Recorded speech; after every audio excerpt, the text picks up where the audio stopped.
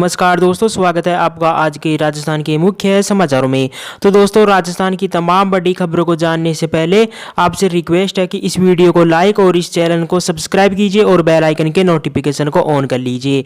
तो दोस्तों, सीधे चलते हैं आज की सबसे पहली बड़ी खबर की ओर।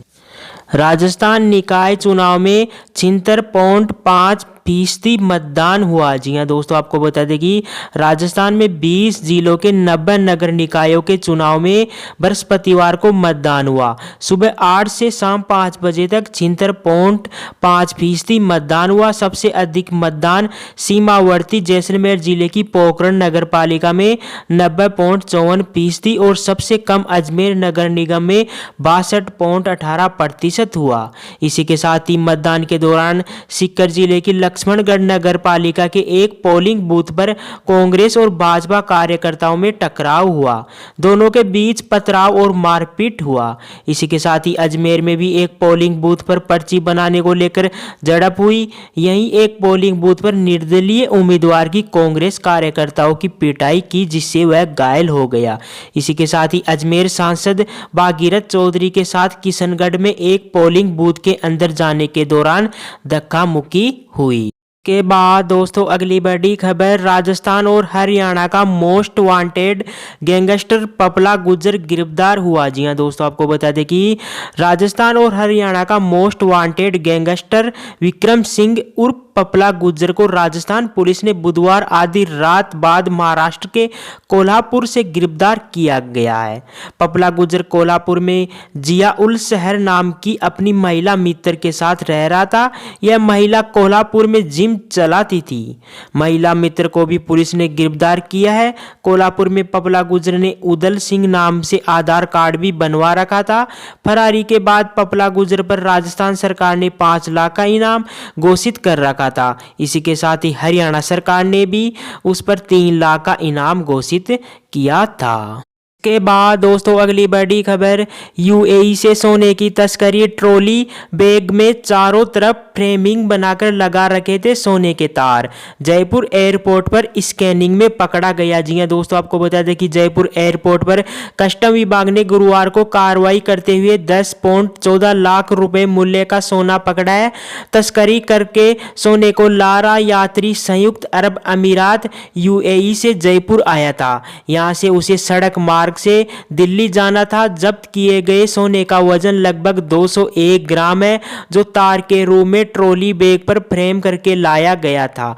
कस्टम विभाग के कमिश्नर सुभाष अग्रवाल के निर्देशन में असिस्टेंट कमिश्नर एमएल सेरा ने इस कार्रवाई को अंजाम दिया। असिस्टेंट कमिश्नर सेरा ने बताया कि जयपुर एयरपोर्ट पर सुबह यूएई से पहुंची फ्लाइट में दिल्ली निवासी एक युवक आया। उसके पास मौजूद ट्रॉली बैग पर चारों ओर मेटल की तार के रूप में फ्रेम बना हुआ था। यह तार सोने का था, जिस पर सिल्वर रंग किया हुआ था ताकि किसी को शक न हो। उन्होंने बताया कि बैग की स्कैनिंग में यह तार गोल्ड के रूप में डिटेक्ट होने पर इसकी जांच की तो मामला पकड़ में आया। बाद दोस्तों, अगली बड़ी खबर, एक राज्य का एक पेपर। पूरे राज्य में 4 कक्षाओं का एनुअल पेपर एक जैसा होगा। पहले हर जिले का अलग अलग बनता था। जी हां दोस्तों, आपको बता दें कि राजस्थान में अब तक हर जिले में अलग अलग प्रश्न पत्र तैयार करके परीक्षा ली जाती रही है, लेकिन पहली बार 5वीं, 8वीं, 9वीं और 11वीं कक्षा का एक ही पेपर हो सकता है। इसके लिए माध्यमिक शिक्षा निदेशालय ने तैयारी शुरू कर दी है। इस संबंध में एक प्रस्ताव तैयार करके राज्य सरकार को भेज दिया गया है। इस प्रस्ताव पर राज्य सरकार की स्वीकृति का इंतजार है। 5वीं और 8वीं परीक्षा बोर्ड पैटर्न पर होगी या नहीं, इस बारे में भी शिक्षा विभाग कोई निर्णय नहीं कर पाया है। आपको बता दें कि माध्यमिक शिक्षा निदेशक सौरभ स्वामी ने बताया कि कक्षा 3 से 12वीं तक के सभी स्टूडेंट को वार्षिक परीक्षा तो स्कूल में आकर ही देनी पड़ेगी। परीक्षा में कक्षा 5वीं, 8वीं, 9वीं और 12वीं का प्रश्न पत्र एक ही जगह तैयार होगा। इसमें 5वीं और 8वीं के पेपर SIRT उदयपुर से तैयार हो सकते हैं, जबकि 9वीं और 12वीं का पेपर माध्यमिक शिक्षा निदेशालय में ही तैयार हो सकता है। आमतौर पर जिला सम्मान परीक्षा कार्यक्रम के तहत यह पेपर जिला स्तर पर ही तैयार होते हैं। पहली बार नई पहल करते हुए राज्य भर में एक जैसा पेपर बनेगा। दोस्तों अगली बड़ी खबर, केंद्र का ग्रीन सिग्नल निकायों में सुधार करने वाला देश का 5वां राज्य बना राजस्थान। वित्त मंत्रालय ने 2,731 करोड़ रुपए के अतिरिक्त उधार लेने की मंजूरी दी। जी हां दोस्तों, आपको बता दें कि शहरी निकायों में केंद्रीय वित्त मंत्रालय के सुझाए गए सुधार लागू करने वाला राजस्थान देश के 5 चुनिंदा राज्यों में शामिल हो गया। केंद्रीय वित्त मंत्रालय ने शहरी निकायों में वित्तीय सुधार लागू करने पर राजस्थान सरकार को 2,731 करोड़ रुपए के अतिरिक्त उधार लेने की मंजूरी दे दी है। अब राजस्थान सरकार बढ़ाई गई सीमा के आधार पर वित्तीय संस्थानों से पैसा ले सकेगी। इसके बाद दोस्तों अगली बड़ी खबर, बीकानेर जमीन मामला, रॉबर्ट वाड्रा मामले की हाई कोर्ट में आज भी नहीं हो पाई सुनवाई। अब 8 फरवरी को होगी, तब तक गिरफ्तारी पर रोक रहेगी। जी हां दोस्तों, आपको बता दें कि राजस्थान के बीकानेर में मनी लॉन्ड्रिंग से जुड़े जमीन खरीदने और बेचने के रॉबर्ट वाड्रा से जुड़े मामले की आज राजस्थान हाई कोर्ट में सुनवाई नहीं हो पाई है।